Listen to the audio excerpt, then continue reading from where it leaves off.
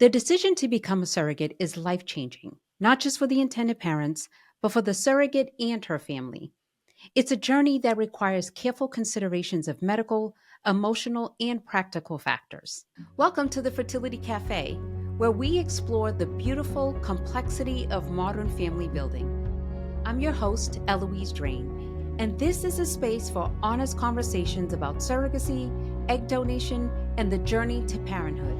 With expert insights and real stories, we're here to guide you through the medical, legal, and emotional aspects of third party family building. We believe that love has no limits, and neither should parenthood.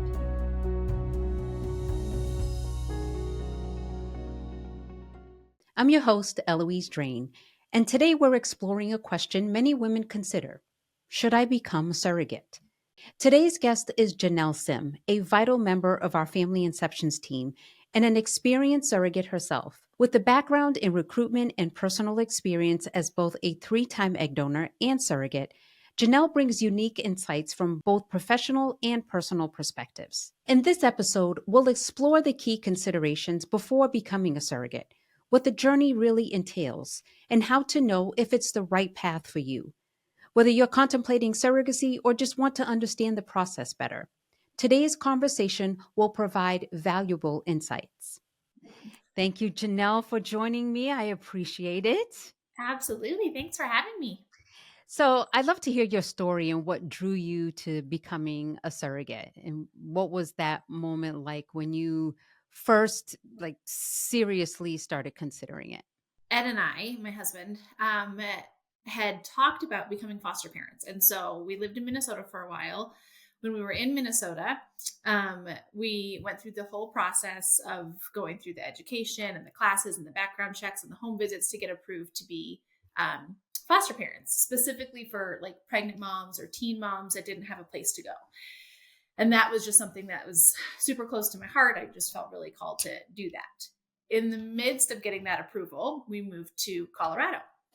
And what I didn't know is that kind of restarts the whole process. So even though we were going through the same organization, we were going to have to start from scratch to become foster parents again. So we decided to take a pause from that and let our kids kind of get used to being in new school, new friends, new routine, all of that before we, introduced a foster child into the home. So one night we were just sitting on the couch, and I have been a three-time egg donor. So I was familiar-ish with the fertility space.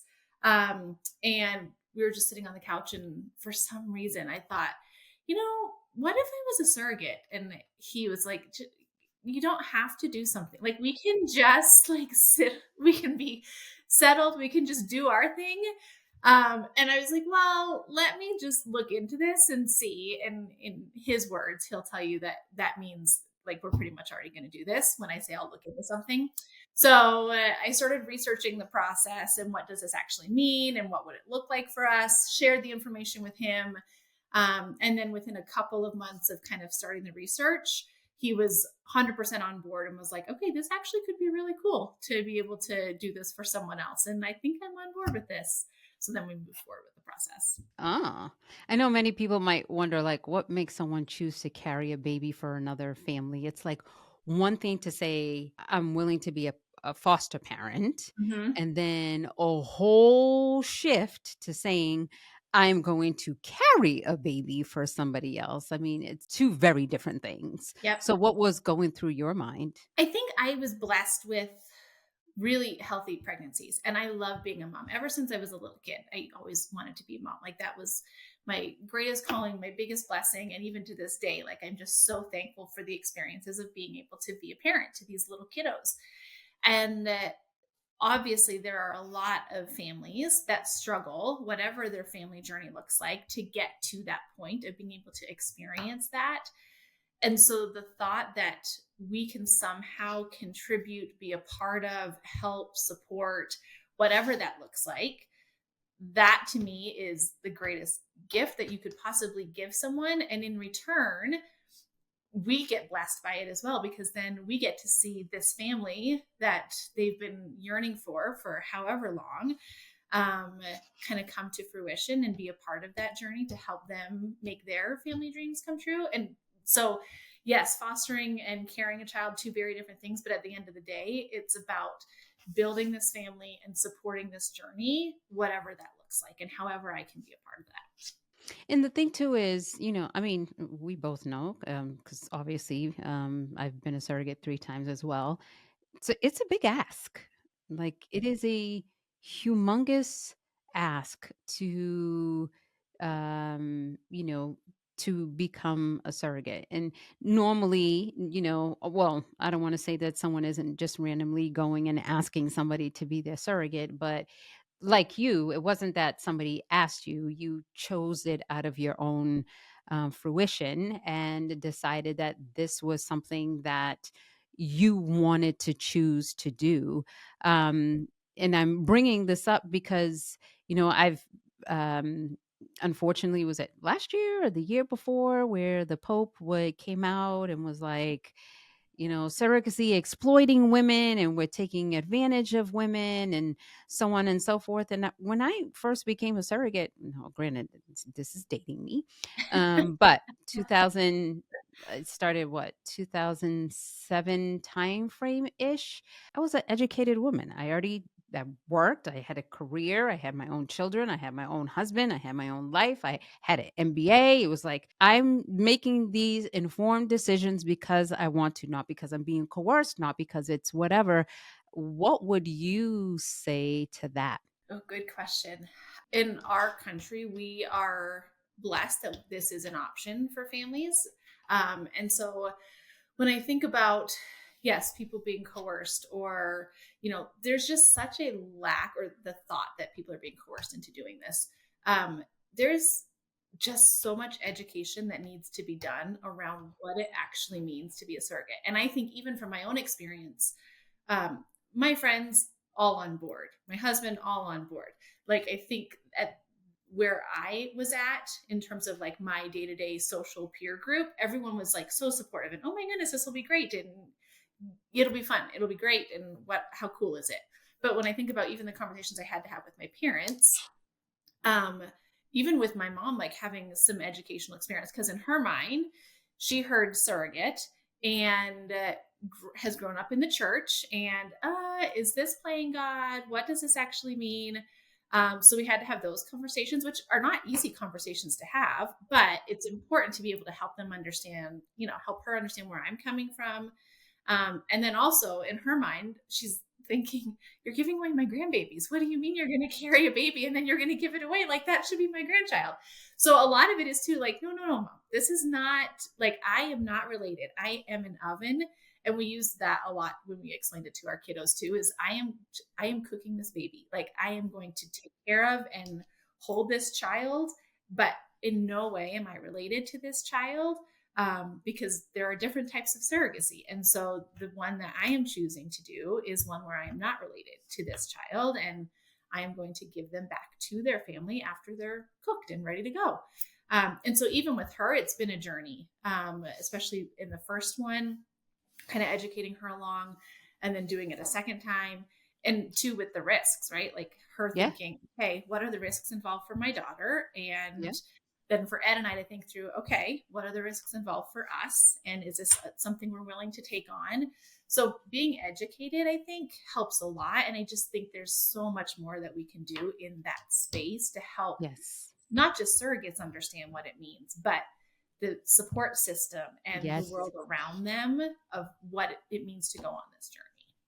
And now I love that you say that because I mean, even for myself with my mom, who's also religious, and when I first shared with her that I wanted to be a surrogate, I mean, she was like beside herself. And again, having to educate, and that for me again was 2007 timeframe. Mhm. And here we are in 2025 and we're still having conversations, and Yeah, we have some of the most influential people in this world telling people like we're taking advantage of women and we're right. doing all of these things, and it's like that could be the furthest from the truth, Right. right? And I am going to bring in faith and all of that in a minute, Mhm. because that definitely is a conversation that I want us to talk about. And looking back at your first journey, what caught you completely off guard, either in a good way or a challenging way? Going into it, Ed and I had talked about what do we want this relationship to look like? What will the relationship look like with the intended parents? And so I think what caught us off guard was we went into it thinking, yes, hopefully we have some type of relationship, or hopefully we have a communication with the intended parents. And now, um, that we're on this side of that first journey, the relationship that we've built with this family is, they are some of our best friends. And we just felt so like the journey itself was amazing and loved it. And it was wonderful. Obviously, I'm doing it a second time. So it was good. But now the friendship that we've built off of this, and to get like picture updates and to see this little baby with his big sister and their family, and like the impact that now they have and the family that they've created, it's absolutely incredible to look back and feel like, oh my goodness, we have these best friends that we have for the rest of our lives because of this journey that we went on together. And we went into it thinking, maybe we'll get a Christmas card every now and then. Maybe we'll get, and just naturally over the course of the journey, it's flourished into this incredible friendship. And something that just happened organically. It wasn't Correct. forced. Yeah, exactly. Which is the most amazing thing. And I think we both said at during the match call, like, organically is I think the word that we use. Like, if it turns into that, great, but no pressure on either side to make you feel like that's what we have to get to. And it just naturally happened. So Yeah. it's, yeah, pretty awesome. Now, going back to your family, Mhm. obviously I know about your mom's reaction and obviously for Ed, but what about your kids? Yes. So actually, I have to give kudos to Ed for how we explained it to the kids, because in my mind, I was thinking through like, okay, how medically do you explain this? And he's like, no, we're not going to like get into the nitty gritty of what this actually means medically for these children that have no idea, right? They're little kiddos. They were all under 10 at the time. So we sat them down for dinner one night, and we told them at this point we had gone through the transfer. So because they were so little, we didn't want to bring them into the journey until we knew kind of in that safe zone, right? Like we were to a place where this is hopefully going to continue to move in the right direction. A little different than the second time around, but for the first time, that's how we wanted to handle it. So we sat them down for dinner. Ed took the reins, and he kind of explained it as our neighbors who we love. We use their names, but they wanted to cook pie, and their oven was broken. And so they had all the ingredients and they were able to make this pie, but they had nowhere to cook it. And so they asked us if they could borrow our oven. They brought the pie over to us, used our oven to cook the pie. And when it was ready, we gave the pie back to them and they enjoyed it. So none of the ingredients came from our house. They used their pie plate. They used everything from their house. They just used our oven. And so that's what mommy is going to do for another family, because they, for whatever reason, they can't bake their own pie. And so mommy's going to help them do that. So I think that helped them kind of understand, like, oh, okay, that's kind of cool. I love Um, that. yeah, yeah. So kudos to him for coming up with that. It really Yeah. helped the conversation. So my oldest said, oh, thank goodness, because we're a blended family of 7. So she was like, thank goodness, we do not need any more babies. So I'm glad Oh, we're giving it away. My son said, that's really cool, but also I don't have homework tonight. So his brain was like in this, like, okay, cool, but let's talk about my homework. right, right. And then my young, Priorities. right. And my young, and so at this point, we're like maybe 8-ish weeks. My youngest like reaches over and grabs my belly and she's like, I can already see the bump. I'm like, oh, thank you for that. But also then she was like, and I also get to see the baby, because she loves to, she is definitely the baby of the family. So Hmm. they all had very different reactions, but all were like, okay, I think we understand it age appropriately and we're on board. Like, let's do this. So Yeah. That's a great analogy. I did use the oven thing too. Although when I was a first time surrogate, I had my older kids, but then I had my youngest one. And some similar, sometimes mommy's bellies are broken and this person's belly is broken and mine is not. And so because mine is not, I'm going to allow her to use my belly so that we can have the baby for them and then give them back. Yes. And his whole thing was like he was glad they were going back because he Yeah. wanted to remain the baby. And he is. He's now my 18-year-old baby. So So yes. yeah, he got to say the baby. Right, right. What was it like balancing though everyday life while being a surrogate? It didn't impact our day-to-day routine much at all. Um, so yes, there are doctor's appointments, but once you're to the point of actually, carrying the child, just typical pregnancy appointments. So it wasn't like anything that was completely out of the routine. I think I'm fortunate enough that, yes, you understood what I'm going through as an employer, right? And so there's the flexibility of your job. But I do think that's important too, to bring your employer into the conversation so they understand, like, hey, there's potential for me to be out, in and out, if you're working, in and out for, appointments or whatnot, what that could look like. And then the closer you get to delivery, that there is a little more, right? So like 2 times a week going to the doctor. If more, Audrey, my oldest, is the one that was like, can you stop going to the doctor, please? Because you're there all the time. So for her, she was more annoyed by it than anything else, even though it really didn't impact her because she was at school. But I think just knowing that, yes, the closer you get to delivery, there is a time commitment around going to the doctor a lot more. So like the beginning with all the monitoring and the things that you need to do, time commitment. Middle is kind of the easy part, I feel like, where you're just kind of going along with, go with the flow, and you're pregnant. And some days I'd wake up and be like, oh, that's right, I'm pregnant, because we're not getting a nursery ready, we're not picking names, we're not like doing all the things. So normally when you're carrying your own child, your mind is consumed with all those other things of prepping for this child. And when you're caring for someone else, you just kind of get to enjoy the ride without doing all of those things, and Yeah. then do more of the time commitment at the end with the And tons the of sleepless patience. nights at the end. Right, exactly. Mhm. Yeah. So yeah. With your first experience, especially, with all the appointments and stuff like you're talking about, how was your first experience as far as like the initial steps going about finding an agency, going about then you find your agency and then you have to like go through the medical screening Mhm. and then how did you figure out like, well, who should I work with? Is this going to be a good parents, couple match for me and all of that? How was that for you? I think it's funny. I was talking with Ed about doing this podcast with you, and like, what are the things that stood out to him, and how would he, talk through different things that we've gone through with our surrogacy journey. And I think he said the thing that he would think through the most is just being patient in those early days. And I think that is like very important for surrogates to think through, because yes, I did research and I reached out to agencies and talked through. And the thing I was looking for most was someone that would communicate and support me through this process, because obviously I had never done it before. So I really wanted someone that would walk hip to hip. Not that I'll be super needy, but I don't know what's going to happen. And so just someone that's there that can help support through the process. And also coming into it with a clear vision of who do we want to carry for, what are our things that we're looking for, and allowing an agency that will let a surrogate have her voice too is really important.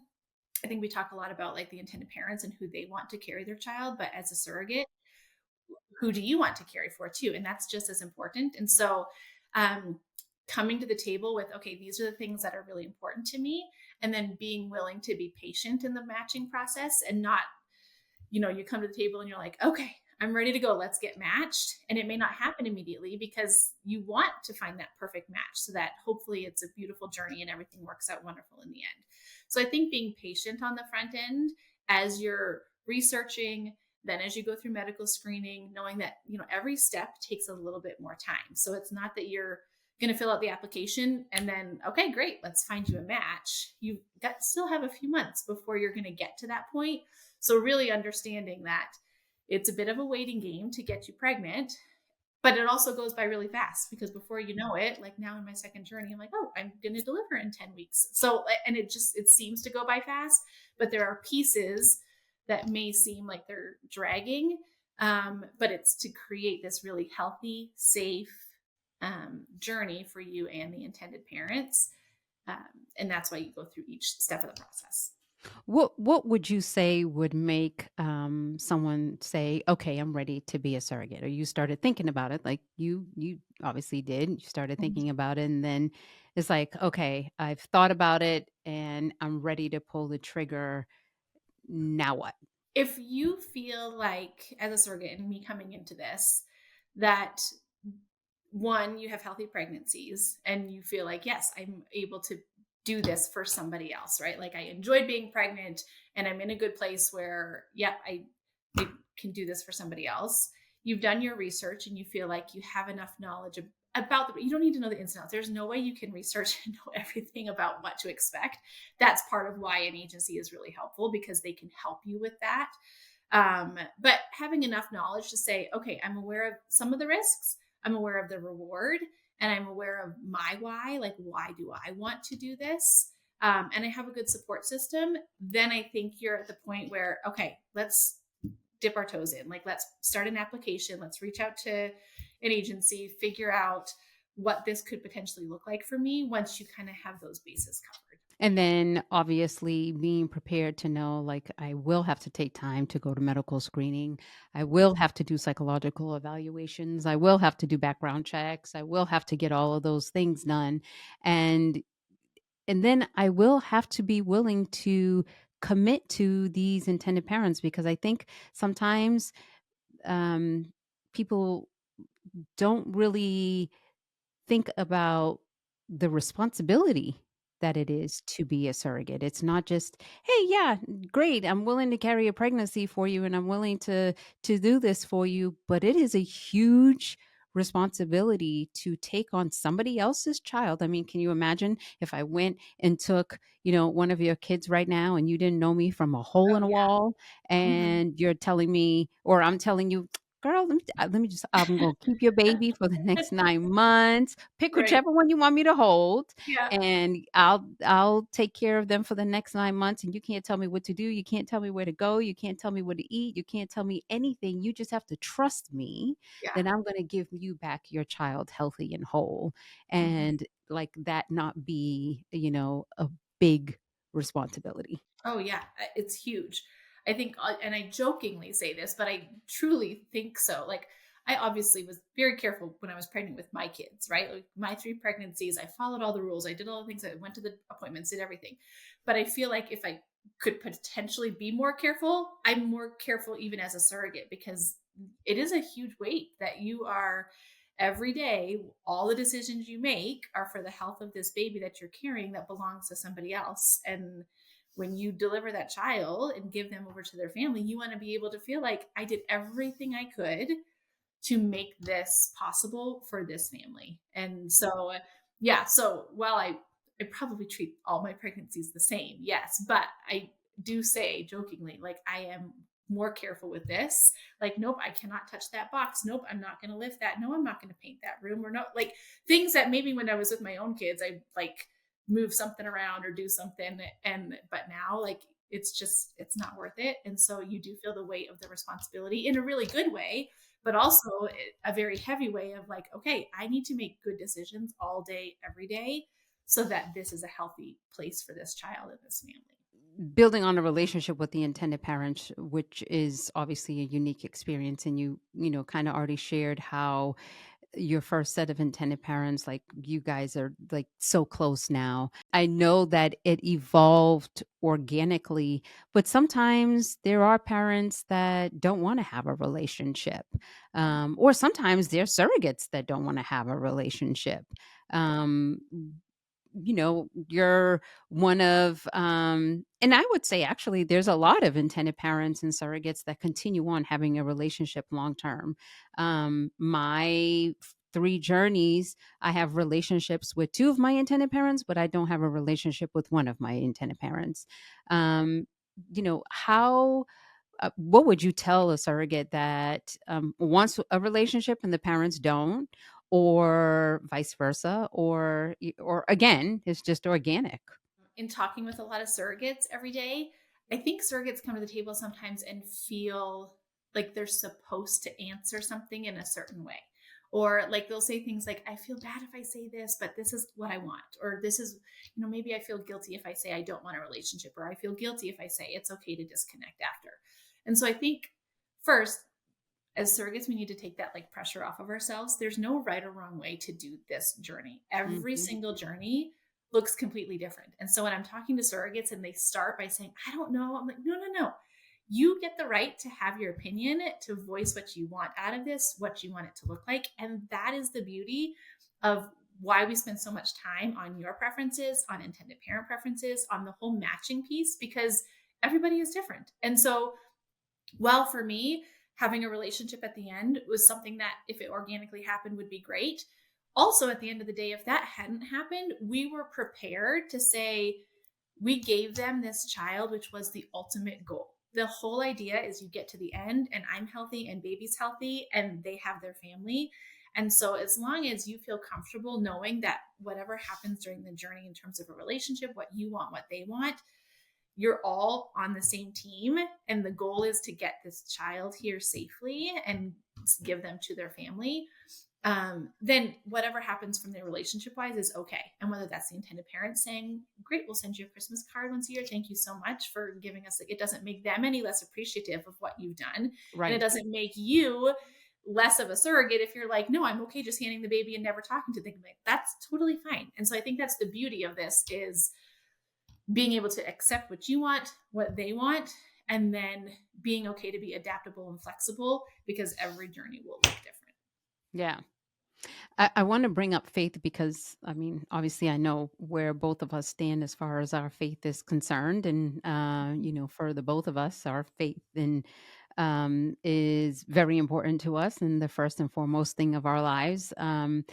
And not to say that all surrogates need to have faith, and many people don't, and that's totally okay, or be believers as we are. I want to ask you how your faith and being a believer impacted your decision, one, to be a Mhm. surrogate, and your decision to, even be okay with it, because like the Pope says that it's against religion and it's against, a God. And I'm just like, that couldn't be further from the truth, Right. because let's be real, if we're talking about Christianity, um in the Bible, it says that we are created in the most secret place.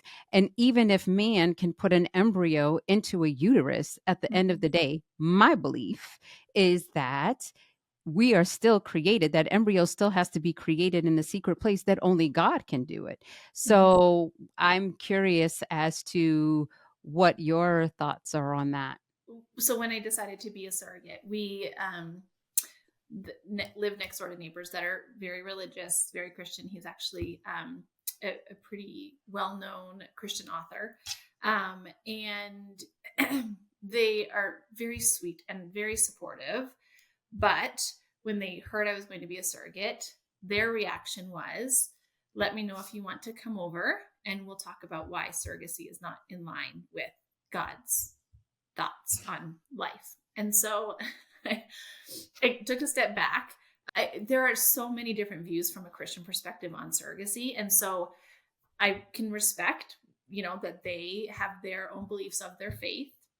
But then on the other side, we attend a church where my husband volunteers in the sound booth and I play the piano on stage. And so we knew, obviously, that we're in, especially me being on stage, my belly is going to grow and people are going to see. And so I wanted to connect with my pastors and say, hey, FYI, I'm doing this. And so what are your thoughts? And are you comfortable with me continuing to be on stage and, go through this journey? Because people will know and we talk about it. And obviously, from our perspective, God is supportive of creating life, whatever that looks like. And so we have co-lead pastors, a husband and wife, and they, one, are saddened that those who follow Christ could believe anything other than God is he is here to bring life to the world, and he Hmm. supports bringing life to the world. He created us,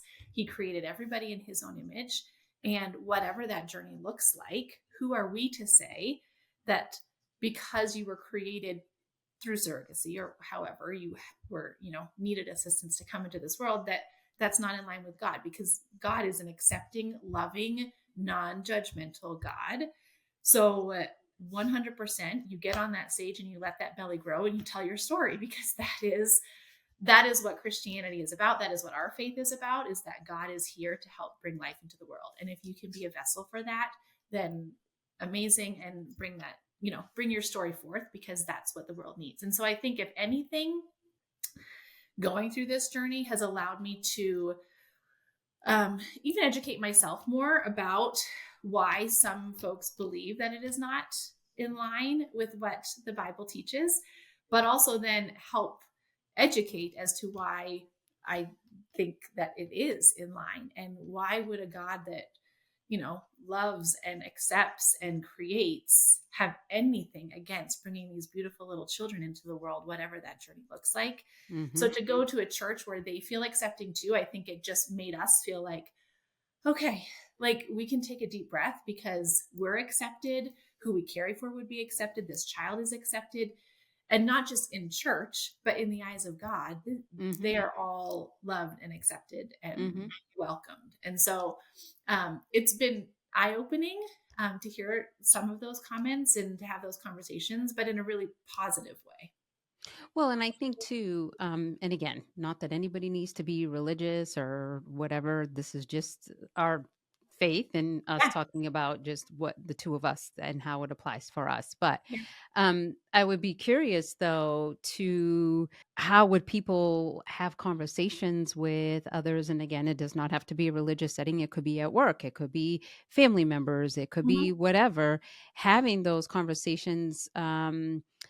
With others that are not completely against them being a surrogate, as you had alluded to about your mom earlier. And Mhm. I know it's about the whole education part, but how can you go about to tell somebody like this is a decision that I'm choosing to make to help somebody else, not because of um I whatever, because everybody thinks that you're a surrogate, and so you're making all this money, and you're about to you're Right. about to become a multimillionaire because you're a surrogate. So there's that. Yeah. Yeah.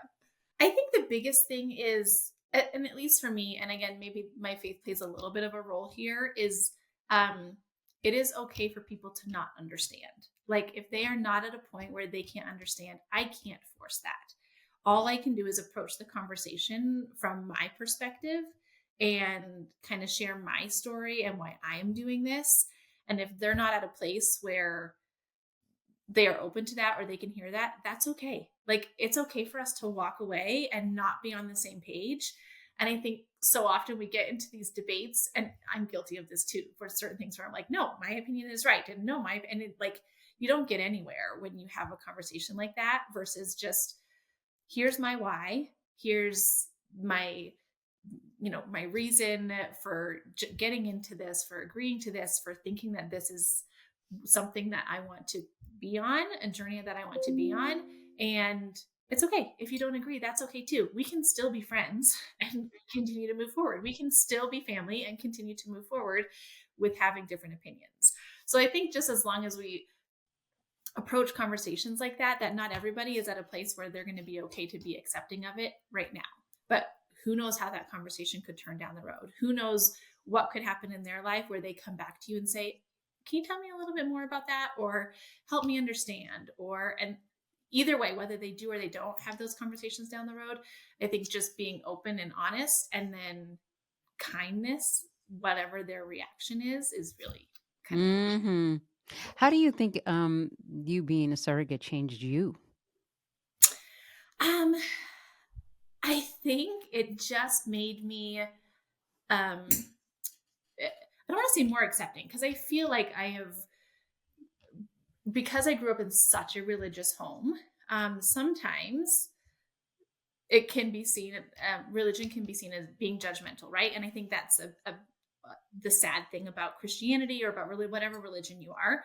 And so I worked so hard my whole life to be the complete opposite of that. And like, I just don't judge. I have no judgment on anybody. Like, you do you, and I will accept you for you.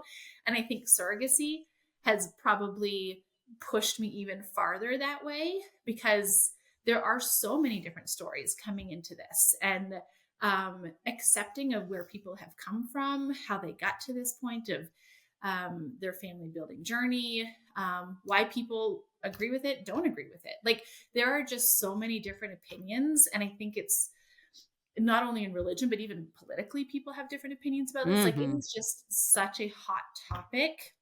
So I think just taking a deep breath, and it, it's okay. And we can all come to this from different places and different opinions and perspectives, because we've all had different life experiences that have brought us to these experiences and to Yep. these opinions. And then helping my children, I think, is another thing of just helping them understand like why this happens for some people, and why surrogacy is a good option for some people, and helping them see that this is okay, and we can accept all, and we can be loving, and we can be kind. So it's been a great lesson as a parent too, to be able to have my children along this journey with me, to open their eyes to so much more. And now when I see them with my, the first baby from my first journey, and they're like, oh my goodness, this is the coolest thing ever. Yes, totally. Can you just keep having babies? Because this is just so awesome. So I think even just the impact that they have been able to have from it is just really cool. Yep. For someone listening who might be considering surrogacy, what would you want them to know that maybe isn't talked about enough? I think I kind of alluded to this when I was talking about Ed saying be patient in the beginning. Um, I think, and I've probably even painted like a beautiful picture, right? Like, it's just amazing and it's wonderful, and it is. It is, but there's a lot of heartbreak too that can come into these journeys, and it's not all going to be a perfect smooth journey. And I think even for my, my first journey, the medicine, like giving yourself shots, it kind of sucks. Like, Hmm. eventually, like giving yourself a shot every single night, you get bruised and you get knots, and you're like, so, to be honest, Sore. you get kind of sore and annoyed. Like, I'm like, do I have to sit on this heating pad anymore? Because I'm like, it just hurts. Right. So I think, like, being honest at the beginning with all of that, it's not very fun. But then the goal is, right, to get to this pregnancy, which hopefully is beautiful and amazing and a great experience. But again, knowing that that's not always the case, it doesn't always work, and there can be loss and there can be heartache. And so when you come into this journey, just being prepared that there are going to be some really high highs, but there could be some really low lows. And Hmm. you have the right people in place to support you, to help you, whatever that looks like. And then when I got to the end for delivery, my three kiddos were all easy deliveries, vaginal, like no complications. And so when my doctor walked into my room at 1 o'clock in the morning and said, I think we need to do a C-section, non-emergent. So it wasn't because anything was wrong. She just had this gut feeling. And thankfully, I have an amazing OB who I trust with my life. But when she walked in at 1 o'clock and said that, I was like, can we keep waiting? Like, are you sure we need to do that? And my Mm. husband was like, Janelle, if your OB is walking into your room at 1 o'clock in the morning to say this, I think she already thinks you should do this. Yeah. So it took me like 1 minute of, I'm going to cry, because this is not what in my You mind is planned. perfect end, right?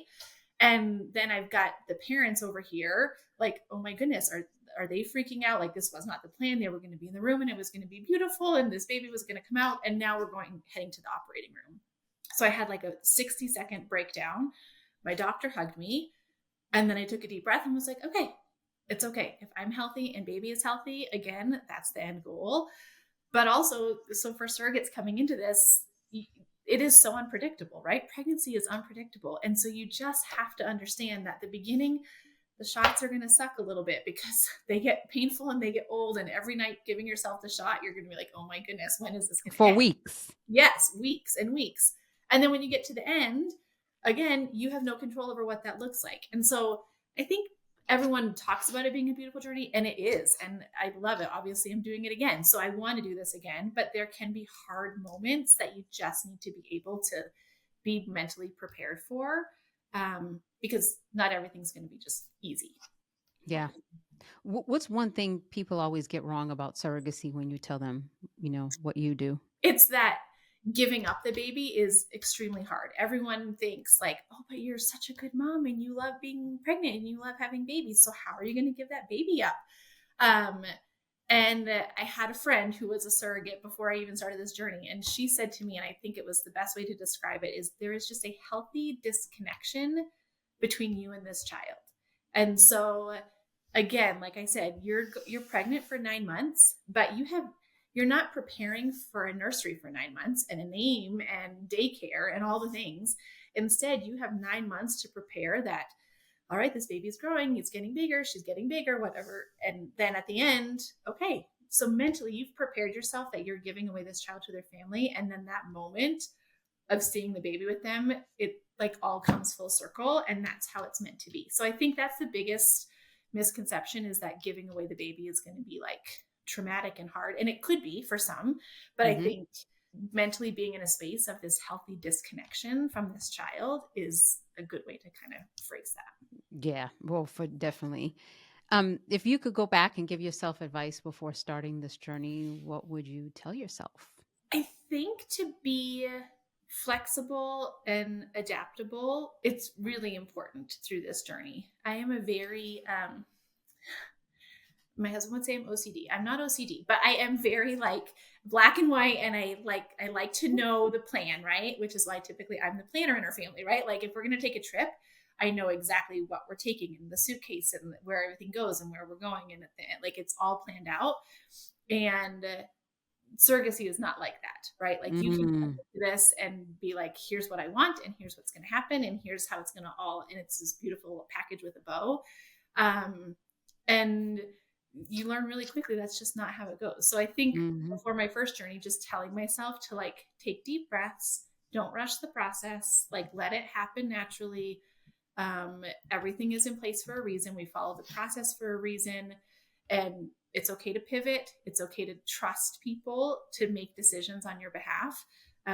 That's just something that I think I would have told myself before going into the first one. So, any final thoughts of what you would like to share with anybody considering surrogacy or on the cusp of like, I don't know, maybe not, Well, first of all, or that's already in process and just like, well, I'm not really sure yeah, X, Y, Z. I think, yeah, I would love to first talk with anyone that has questions about it, just even sharing my own journey and what that's been like. Um, but I think if you're to the point where you're looking into this, having just conversations, open conversations with people is super helpful.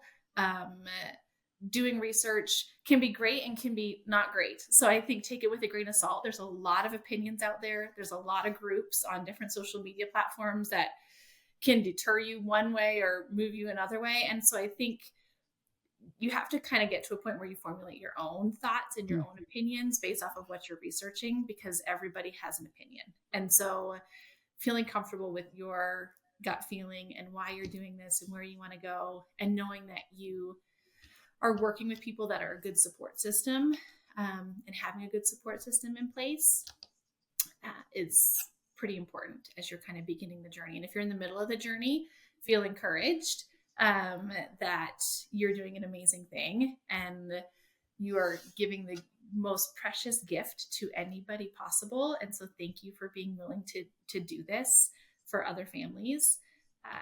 And yeah, I just think it's an amazing experience, even with the highs, even with the lows, all around. It's beautiful. And share your story. I think that's how people can help each other, is just yes. continue to talk about it, continue to share what your experience is like, why you did this, who you're doing it for. And that will only help build the knowledge for everyone around that doesn't understand why this is such an incredible Yeah. I couldn't agree with you more. gift. So, well, thanks, Janelle. I appreciate you coming on, sharing your personal journey, obviously, and just kind of helping to get again educate people because that's the biggest thing. Like um, everybody goes to Dr. Google, but Dr. Google isn't always correct with the information that is put out there. So, getting firsthand um, knowledge from someone who's walked those shoes, I think can be just extremely beneficial.